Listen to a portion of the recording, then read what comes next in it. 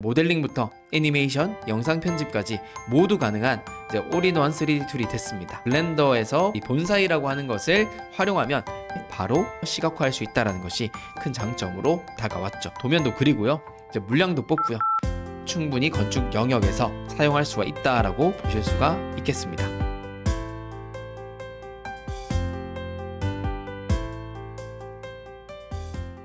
블렌더라고 들어보셨나요? 건축하시는 분들은 스케치업, 라이노, 오토캐드 같은 이런 프로그램들에 많이 익숙하실 겁니다.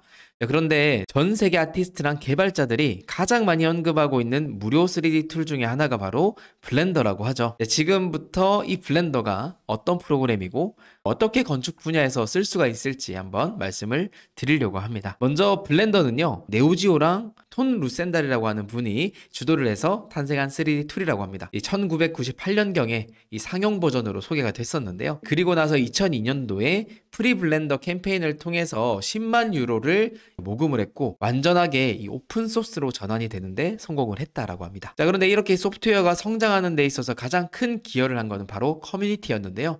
이게 오픈 소스다 보니까 다양한 사용자분들이 이 프로그램을 조금 더 좋게 만들어 나가고 있었습니다. 그래서 이제 모델링부터 애니메이션, 영상 편집까지 모두 가능한 이제 올인원 3D 툴이 됐습니다. 자, 그런데 이 블렌더가 이제 애니메이션, 게임 제작에만 쓰는 거 아니냐라고 생각하실 수도 있잖아요. 그렇지 않고요. 이제 건축 시각화 분야에서는 이미 꽤 많은 분들이 블렌더로 이제 고퀄리티 투시도나 영상들을 만들고 있다는 것은요, 유튜브만 검색하셔도 알 수가 있을 겁니다. 이런 부분 말고도요, 이제 건축 전문 영역에서 더 본격적으로 우리가 제대로 사용해 볼 수는 없을까 한번 생각해 볼 수가 있죠. 이제 설계에 직접적으로 활용해서 도면도 그리고요, 이제 물량도 뽑고요, 저는 충분히 가능하다고 생각을 합니다. 블렌더에서 이 본사이라고 하는 것을 활용하면 충분히 건축 영역에서 사용할 수가 있다라고 보실 수가 있겠습니다. 그런데 물론 우리가 건축 설계랑 시공할 때 이제 이미 좀 잘 알려진 이제 툴들이 있습니다. 오토캐드 같은 이런 툴은 2D 도면 작업에 많이 쓰고 있고요. 레빗이나 아키캐드 이런 부분들은 이제 빔 작업에, 스케치업이나 라이노 같은 프로그램들은 이제 개념 설계나 간단한 3D 모델링부터 비정형 모델링까지 이런 다양한 모델링에 사용을 하고 있습니다. 이 각자 프로그램들이 강점이 있고요. 현재 대부분 이런 툴들을 위주로 사용을 하고 있죠. 그런데 과연 이런 상황에서 블렌더가 자리를 차지할 수 있을 것인가?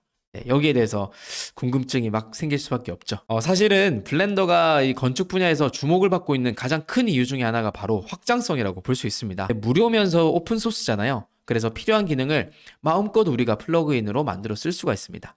그리고 기존에 이미 플러그인으로 만들어 놓으신 분들도 이게 무료 소프트웨어에서 만든 플러그인이어서 그런지 몰라도 좀 무료로 제공하고 있는 플러그인들이 되게 많이 있습니다.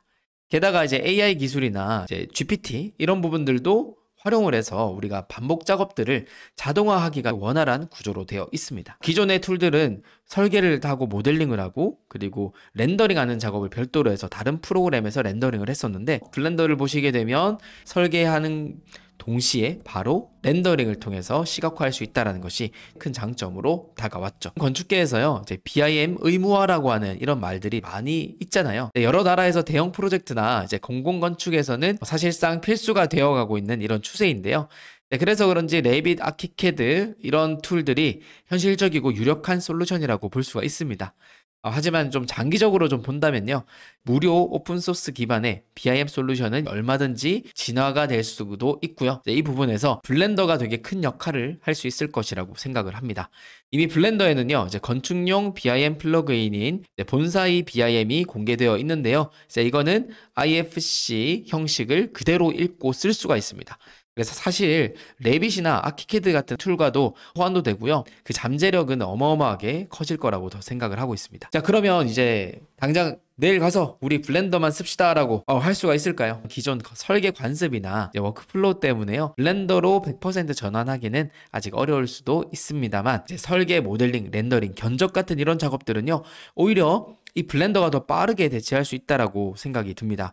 실제로 해보니까 오히려 우리 실무에 좀 더 가깝게 직관적으로 기능들이 이제 녹여져 있습니다. 그리고 부족한 부분들은 우리가 빨리 이렇게 이제 코드로 개발해서 쓸 수도 있고요. 작은 시도부터 차근차근 가능성을 좀 넓혀보자라는 것이 제가 오늘 드리고 싶은 얘기고요. 그래서 이제 인테리어 설계 시공 같은 경우는 관습이 좀 덜하기 때문에 블렌더를 활용하는 것도 좋은 방법이라고 볼 수가 있겠습니다. 자, 그래서 그런 영상이나 컨텐츠나 찍어서 올릴 예정이고요.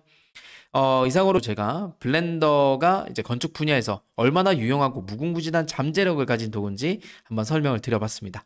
앞으로는 BIM 의무화 시대가 좀 더 본격화되겠지만요. 이제 무료 오픈소스인 블렌더와 이 블렌더 빔, 그 본사의 빔이죠. 이 툴들도 점점 성장을 해 가면서 이제 건축 실무에 큰 변화를 가져올 것이라고 믿고 있습니다. 여기에 저도 동참을 해서 열심히 개발하고 공유하고 할 거니까요. 이제 저와 같이 스터디해 가시면서 이 도면화와 같은 관습도 이제 조금씩 버릴 필요가 있습니다. 자, 그리고 실질적으로 시공이 필요한 설계, 모델링, 렌더링, 견적 이런 것들도 블렌더로 대체할 수 있도록 같이 한번 도전해보면 좋을 것 같습니다. 이번 영상은 여기까지 하도록 하겠습니다.